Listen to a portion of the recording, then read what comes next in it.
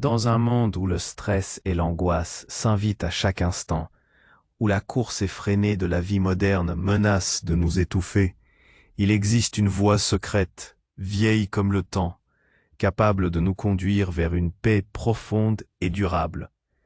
Cette voie, c'est le stoïcisme, un art de vivre qui nous enseigne à transformer l'angoisse en force, la peur en énergie et le chaos intérieur en sérénité. Mais comment y parvenir, concrètement, quand chaque jour semble un combat contre nos propres pensées?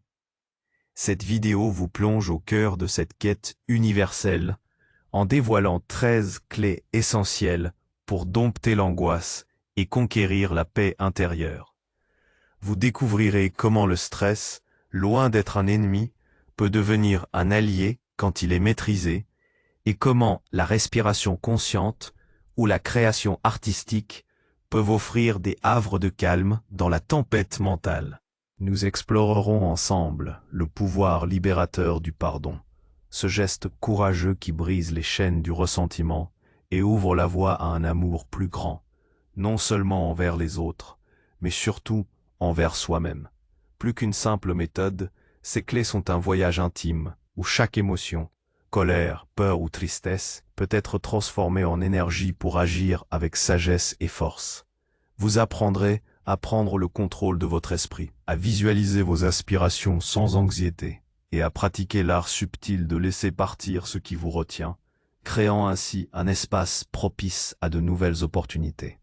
Au fil de cette exploration, vous comprenez que la véritable tranquillité n'est pas un état passif, mais une puissance active qui attire le succès, affine votre clairvoyance face aux défis et vous connecte à un flux naturel où le temps devient votre allié. En acceptant de lâcher prise, vous ouvrez la porte à une vie où la paix intérieure et la réalisation de soi ne sont plus des. Préparez-vous à transformer votre rapport au stress et à l'angoisse, et à embrasser une philosophie de vie robuste et lumineuse qui fera de vous un maître de votre propre esprit. 13 clés pour vaincre l'angoisse et gagner la paix, stoïcisme. 1. Comprendre le stress, ami ou ennemi. 2. Maîtriser la respiration consciente pour apaiser l'esprit. 3. Trouver l'équilibre entre effort et repos. 4. Le pardon, la clé de la libération émotionnelle. 5. Utiliser la création artistique pour canaliser l'angoisse. 6. Transformer la colère en énergie constructive. 7. Faire de la peur un moteur d'action. 8. Prendre le contrôle de son esprit par la visualisation. 9. S'initier à l'art de laisser aller pour mieux avancer. 10. Cultiver la patience et la confiance dans le temps.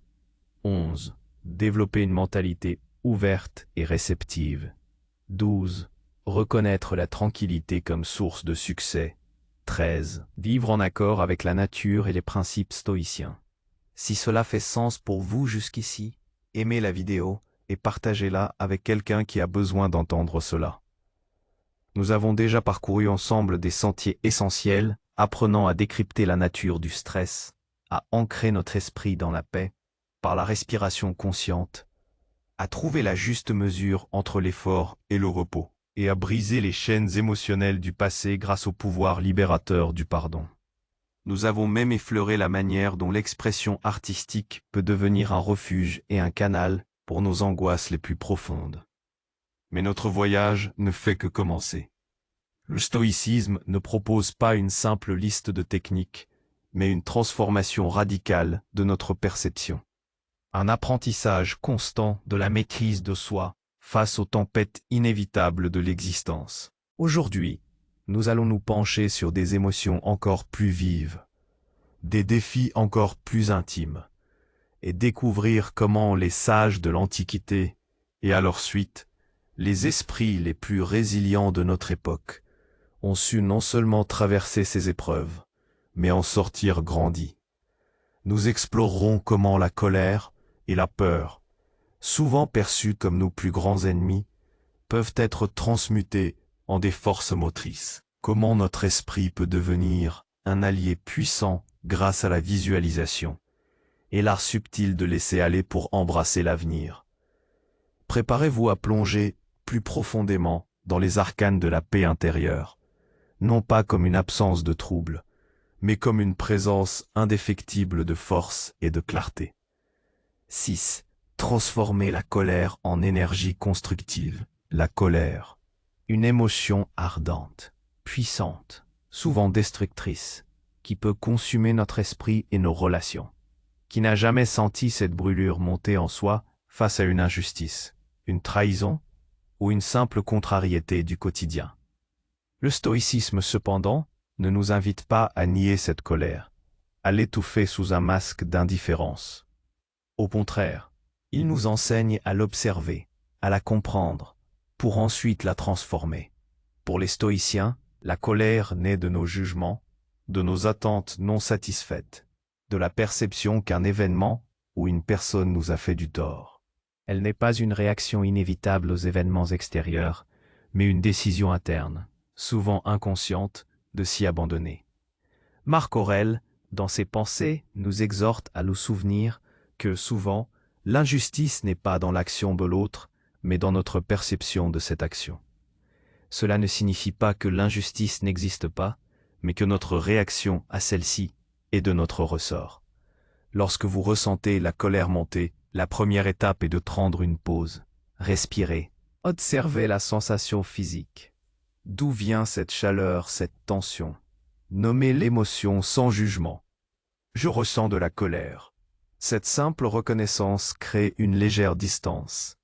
Ensuite, interrogez le jugement sous-jacent. Qu'est-ce qui a été transgressé? Est-ce une de vos valeurs? Une de vos attentes?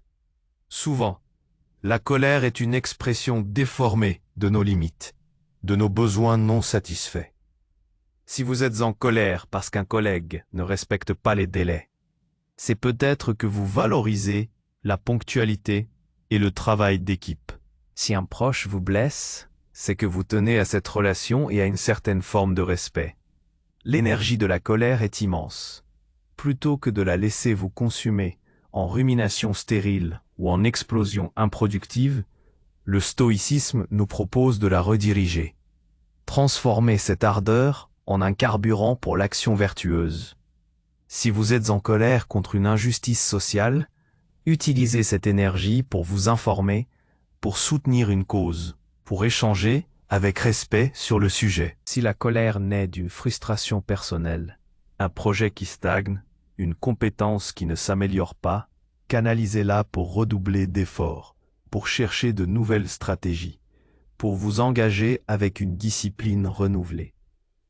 Un manager stoïcien, face à la colère que lui inspire la négligence d'un employé, ne va pas exploser.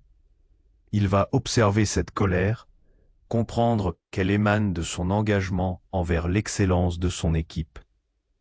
Puis, il va transformer cette énergie en une discussion calme mais ferme, en proposant des solutions, en fixant des attentes claires, en investissant dans la formation de l'employé si nécessaire.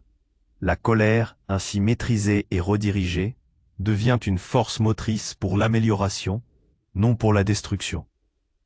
Elle n'est plus une entrave, mais un levier pour agir avec sagesse et efficacité. 7. Faire de la peur un moteur d'action. La peur, une émotion ancestrale, profonde, indispensable à notre survie, mais qui, dans le monde moderne, se manifeste souvent de manière paralysante. Peur de l'échec, peur du jugement, peur de la maladie, peur de l'avenir incertain. Comment les stoïciens abordent-ils cette ombre qui plane si souvent sur nos décisions et nos aspirations? Pour Épictète, la peur n'est pas inhérente aux événements, mais à notre interprétation de ceux-ci. Ce n'est pas la mort qui est terrible, mais notre idée que la mort est terrible. Cette distinction fondamentale entre ce qui est en notre pouvoir, nos jugements, nos réactions, et ce qui ne l'est pas, les événements extérieurs, est la clé pour démanteler la peur paralysante. Lorsque vous ressentez de la peur, la première étape stoïcienne est d'identifier ce que vous craignez précisément. Est-ce la situation elle-même ou votre incapacité perçue à y faire face? La plupart de nos peurs sont des anticipations négatives de l'avenir, des scénarios catastrophes que notre esprit échafaude. Marc Aurèle nous conseille de pratiquer la préméditatio malorum, la préméditation des maux. Cela peut sembler contre-intuitif. Pourquoi vouloir penser au pire? Mais l'objectif n'est pas de s'angoisser, mais de se préparer. En imaginant calmement le pire scénario et en réfléchissant aux ressources dont nous disposerions si cela arrivait, nous retirons à l'inconnu une grande partie de son pouvoir. Si je crains de perdre mon emploi, je peux méditer sur ce que je ferai, mettre à jour mon CV, contacter mon réseau, envisager d'autres pistes, réduire mes dépenses. Je me rends compte que même dans l'adversité, j'ai des options, des capacités d'adaptation. La peur de l'inconnu diminue, remplacée par la reconnaissance de ma résilience. Cette pratique transforme la peur d'une ancre paralysante en un moteur d'action. La peur de ne pas être prêt pour un examen devient l'énergie qui vous pousse à étudier davantage. La peur de ne pas être à la hauteur dans un nouveau rôle professionnel devient la motivation pour acquérir de nouvelles compétences, pour demander de l'aide, pour observer et apprendre. La peur de la stagnation peut vous inciter à prendre des risques calculés, à sortir de votre zone de confort. Un entrepreneur qui craint l'échec de son nouveau projet ne se laisse pas submerger par cette angoisse. Il utilise cette peur comme un signal d'alarme. Quels sont les risques? Comment puis-je les atténuer? Quelle est la pire issue et comment y ferai-je face? Cette analyse lucide, nourrie par une peur constructive, le pousse à une planification plus rigoureuse, à une exécution plus attentive, à une plus grande flexibilité face aux imprévus. La peur devient un conseiller prudent, une force qui nous pousse à l'excellence et à la préparation, plutôt qu'un bourreau qui nous fige dans l'inaction. Elle est une invitation à évaluer les faits avec clarté, à renforcer nos défenses et à affûter nos stratégies, transformant ainsi l'adversité potentielle en une opportunité de croissance et de démonstration de notre courage. Prendre le contrôle de son esprit par la visualisation. Après avoir appris à apprivoiser la colère et la peur, il est temps de cultiver activement un état d'esprit propice à la paix. Ici, la visualisation, loin d'être une simple technique de pensée positive superficielle, devient un outil stoïcien puissant pour la maîtrise de notre fort intérieur. Pour les stoïciens, notre esprit est le seul domaine sur lequel nous avons un contrôle absolu. C'est le siège de nos jugements, de nos perceptions, de nos intentions. La visualisation est une manière proactive de sculpter ce domaine, de le préparer aux défis, de renforcer notre vertu et notre clarté. Il ne s'agit pas de visualiser le succès de manière naïve, en imaginant que tout ira toujours bien sans effort. La visualisation stoïcienne est plus nuancée et plus robuste. Elle vise à exercer notre raison, à anticiper les difficultés avec sagesse et à renforcer notre capacité à réagir vertueusement.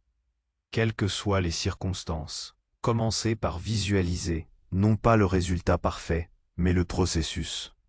Si vous devez faire une présentation importante, ne visualisez pas seulement les applaudissements, mais le calme avec lequel vous vous lèverez, la clarté de vos propos, la manière dont vous gérerez une question inattendue, la persévérance avec laquelle vous pratiquerez votre discours. Vous visualisez votre propre comportement, vos propres vertus en action, votre courage, votre éloquence, votre modération, votre justice. Un autre aspect crucial est la visualisation des obstacles. C'est une forme de préméditation malorum, appliquée à l'action. Avant un entretien difficile, visualisez non seulement le déroulement idéal, mais aussi les objections possibles, les silences pesants, les moments où vous pourriez perdre votre sang-froid. Ensuite, visualisez-vous en train de réagir avec calme, avec logique, avec dignité, en vous appuyant sur vos principes stoïciens. Cela prépare votre esprit non pas à éviter les difficultés, mais à les accueillir comme des opportunités d'exercer votre vertu. Marc Aurèle nous rappelle que la seule chose qui compte vraiment est de vivre selon la nature, c'est-à-dire selon la raison. La visualisation, dans ce contexte, est un exercice de la raison. Elle nous permet de nous entraîner mentalement à choisir la bonne réponse, à maintenir notre équanimité, à diriger nos intentions vers ce qui est bon et juste, avant même que la situation ne se présente. Imaginez que vous êtes confronté à une décision complexe. Visualisez les différentes options, non pas en cherchant à contrôler l'issue, mais en cherchant à identifier l'action la plus sage, la plus vertueuse. Comment un sage stoïcien agirait-il? Quelle est la décision qui aligne le mieux mes actions avec mes valeurs fondamentales? Cette pratique mentale renforce notre boussole intérieure, aiguise notre discernement et nous permet d'aborder la réalité avec une plus grande sérénité, sachant que, quoi qu'il arrive, nous aurons fait de notre mieux, en accord avec nos principes. C'est une façon de prendre possession de notre esprit, de le dresser non pas à la soumission passive, mais à la maîtrise active de soi. S'initier à l'art de laisser aller pour mieux avancer. Le voyage stoïcien vers la paix intérieure nous confronte inévitablement à cette vérité fondamentale. Tout n'est pas en notre contrôle. Et pourtant, notre nature humaine s'accroche, s'attache, résiste au changement et s'épuise souvent à lutter contre l'inévitable. L'art de laisser aller n'est pas un acte de résignation passive, mais une libération active, un acte de sagesse profonde qui nous permet de nous décharger du fardeau de ce qui ne dépend pas de nous. Pour les stoïciens, le concept de amor fati, l'amour de son destin, est central. Il ne s'agit pas de se contenter de ce qui arrive, mais d'embrasser activement chaque événement, chaque circonstance, bonne ou mauvaise, comme faisant partie intégrante du grand dessein de la nature, du logos. C'est reconnaître que l'univers est parfait dans son agencement, même si nous ne comprenons pas toujours son fonctionnement. Lorsque nous nous opposons à ce qui est, nous souffrons. Lorsque nous l'acceptons, nous nous alignons avec le flux de la vie. Apprendre à laisser aller, c'est d'abord identifier ce à quoi nous nous accrochons. Est-ce le besoin de tout contrôler? Le désir que les autres agissent selon nos attentes? Le ressentiment envers une injustice passée? La peur d'un avenir incertain? La plupart de ces attachements sont des illusions de contrôle. Nous ne pouvons pas contrôler le passé, ni les actions des autres, ni les événements extérieurs. La seule chose que nous pouvons contrôler, c'est notre réponse. Quand nous laissons aller, nous ne renonçons pas à l'action ou à l'effort. Au contraire, nous libérons une énergie précieuse qui était autrefois gaspillée en résistance futile.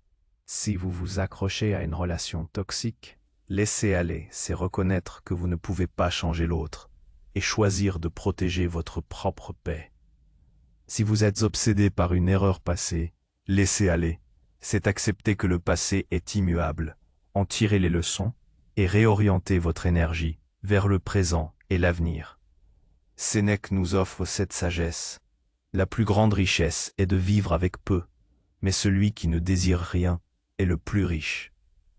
Le rien, ici, ne signifie pas l'absence de bien, mais l'absence d'attachement au bien et aux résultats extérieurs. Laisser aller, c'est se détacher des résultats de nos actions, tout en s'engageant pleinement dans l'action elle-même. Nous faisons de notre mieux, nous agissons selon la vertu, et nous acceptons ce qui en découle, qu'il soit conforme à nos attentes ou non.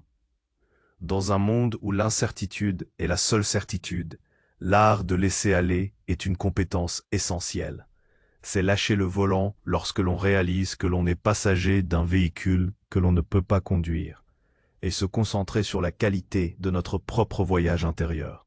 C'est créer un espace pour de nouvelles opportunités, pour de nouvelles croissances, en nous libérant du poids de ce qui n'est plus pertinent, de ce qui nous alourdit et de ce qui ne dépend pas de nous. C'est une voie vers une liberté profonde, où l'esprit n'est plus captif des désirs ou des peurs liées aux choses éphémères et incontrôlables. Elle est la compréhension profonde que certaines choses nécessitent du temps pour mûrir, pour se développer, pour se révéler. Pour les stoïciens, le temps est une composante essentielle du logos, de l'ordre universel. Tout a un cycle, une saison, un processus. Vouloir précipiter les choses est une forme d'imprudence, une résistance à la nature même de l'existence. Marc Aurèle, en observant les cycles de la nature, nous rappelle l'importance d'accepter ce qui est et de faire confiance au déroulement des événements. Le temps est comme un fleuve de choses qui passent. Cultiver la patience, c'est d'abord reconnaître que nos objectifs les plus significatifs, qu'il s'agisse de développer une compétence, de bâtir une relation solide, de réaliser un projet ambitieux, ou d'atteindre la paix intérieure elle-même, sont le fruit d'un effort soutenu et d'une persévérance constante. Il n'y a pas de raccourci véritable sur le chemin de la sagesse ou de l'accomplissement durable. La patience stoïcienne ne signifie pas l'inaction. Au contraire, elle nous libère de l'agitation stérile pour nous permettre d'agir avec discernement et efficacité. Lorsque nous sommes patients, nous pouvons mieux analyser la situation, prendre des décisions plus éclairées et persévérer face aux inévitables revers.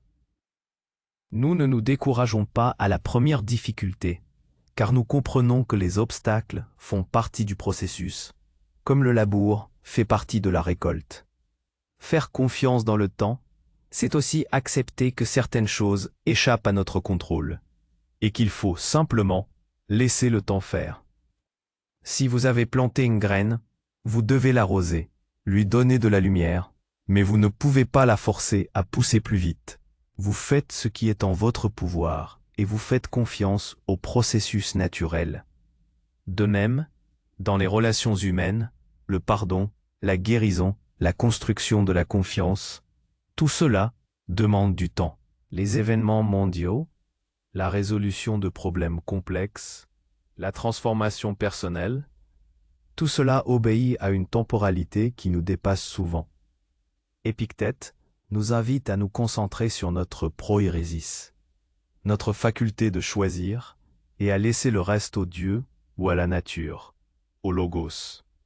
Nous faisons de notre mieux, nous plantons les bonnes graines, et nous avons confiance que les choses se dérouleront comme elles doivent se dérouler, en temps voulu. Cette confiance est une antidote puissante à l'anxiété, car elle nous libère du besoin obsessionnel de contrôler chaque étape du processus. Elle nous permet de vivre avec une sérénité profonde, sachant que la vertu est son propre chemin et sa propre récompense, indépendamment des fruits immédiats. La patience devient alors une forme de courage, une marque de sagesse qui nous ancre dans la réalité du présent, tout en ayant une vision claire de l'horizon lointain. 11.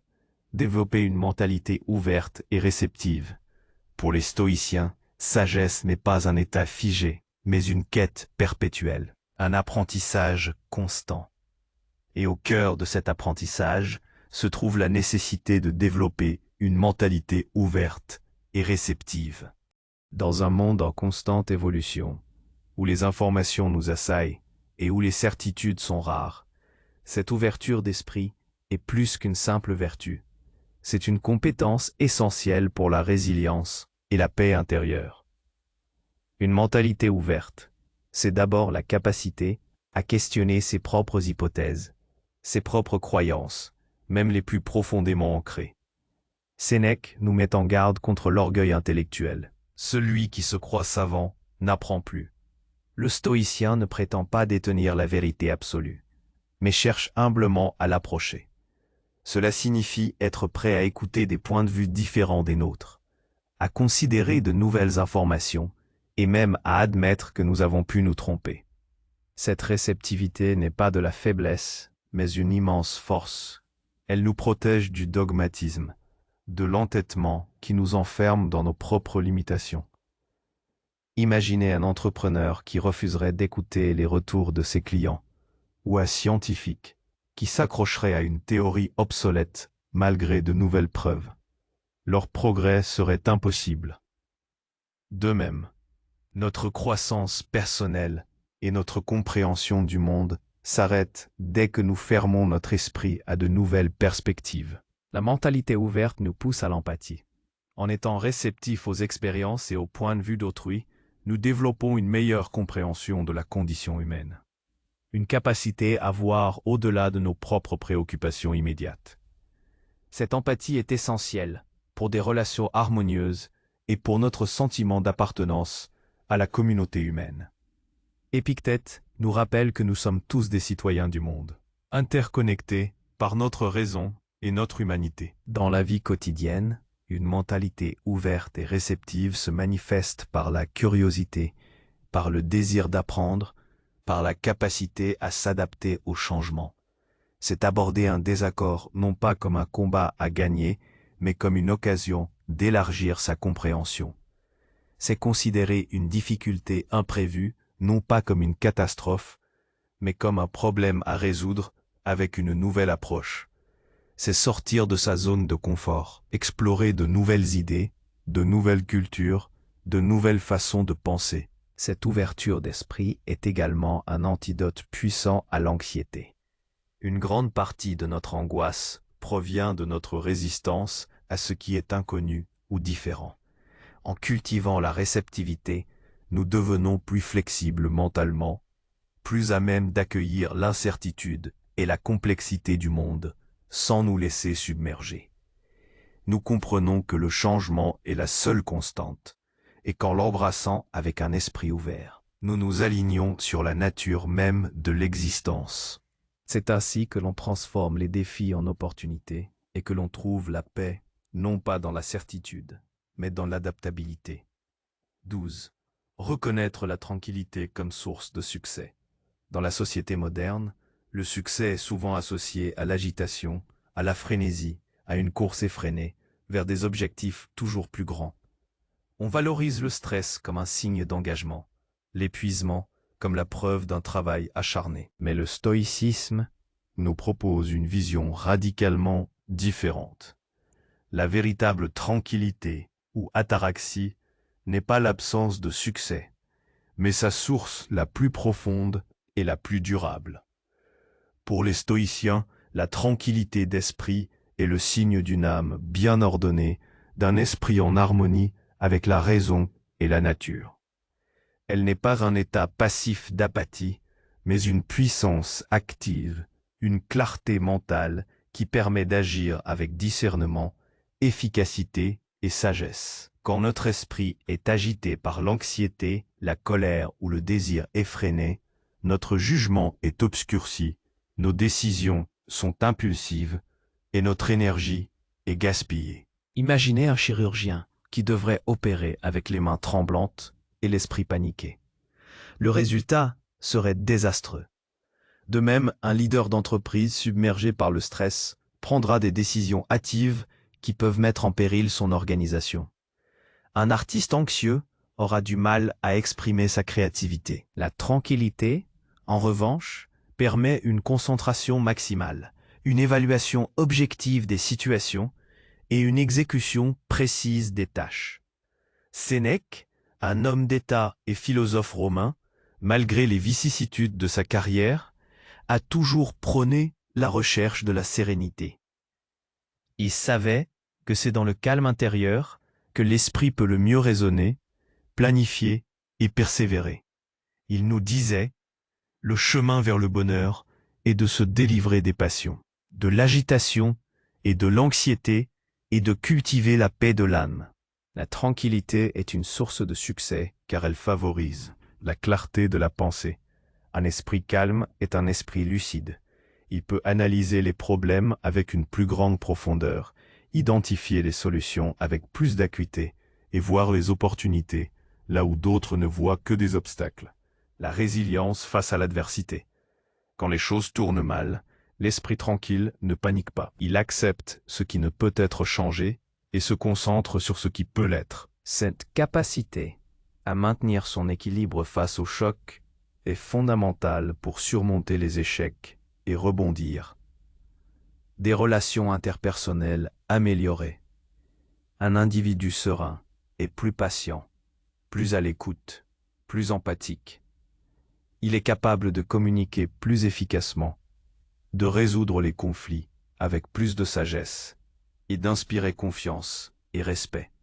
Ces qualités sont essentielles pour le succès dans tous les domaines de la vie. Une meilleure prise de décision. Les décisions prises sous l'emprise de l'émotion sont souvent regrettables. La tranquillité permet de prendre du recul, de peser le pour et le contre avec impartialité et de choisir l'action la plus vertueuse et la plus efficace.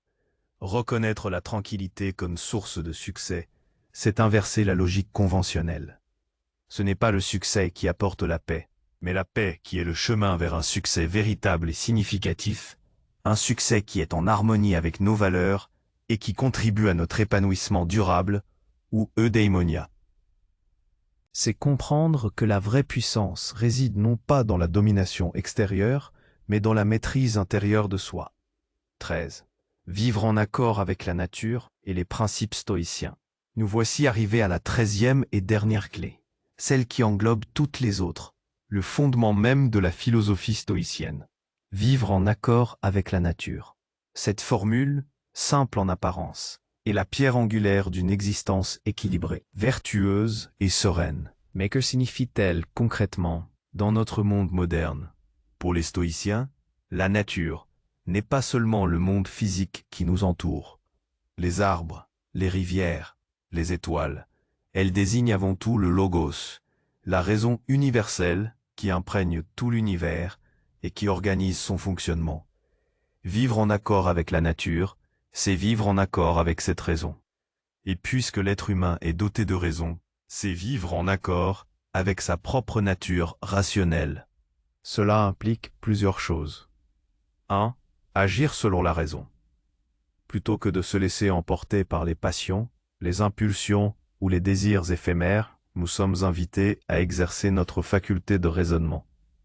Cela signifie analyser objectivement les situations, distinguer ce qui est en notre pouvoir de ce qui ne l'est pas, et prendre des décisions éclairées, basées sur la vertu. Sagesse, courage, justice, tempérance. Application moderne. Face à un choix de carrière, par exemple, au lieu de suivre aveuglément la mode ou la pression familiale, le stoïcien userait de sa raison pour évaluer ses propres talents, ses valeurs profondes et l'impact de ce choix sur son bien-être et sur le monde. Plutôt que de courir après une richesse illusoire, accepter ce qui est. La nature est faite de cycles, de changements, d'événements qui nous dépassent. Vivre en accord avec elle, c'est accepter l'impermanence de toutes choses, les naissances et les morts, les réussites et les échecs. C'est l'amor fati à son paroxysme. Application moderne. Accepter la perte d'un emploi non comme une injustice personnelle, mais comme une redirection possible, une partie du flux de la vie. Accepter le vieillissement, non pas avec déni, mais avec la sagesse que chaque étape de la vie a sa propre beauté et ses propres enseignements. Vivre en harmonie avec l'humanité. Les stoïciens croyaient en une citoyenneté universelle. La raison est universelle, et tous les êtres humains en sont dotés. Par conséquent, nous sommes tous interconnectés et avons le devoir d'agir pour le bien commun, avec justice et bienveillance. Application moderne. S'engager dans sa communauté, faire preuve d'empathie envers ceux qui sont différents, contribuer à des causes justes, traiter chaque individu avec respect et dignité, reconnaissant notre humanité partagée. Distinguer l'essentiel du superflu. La nature, dans sa simplicité, nous enseigne ce qui est vraiment nécessaire à notre bonheur. Les désirs excessifs pour les richesses, le pouvoir, le plaisir ou la gloire sont des entraves à notre tranquillité. Application moderne.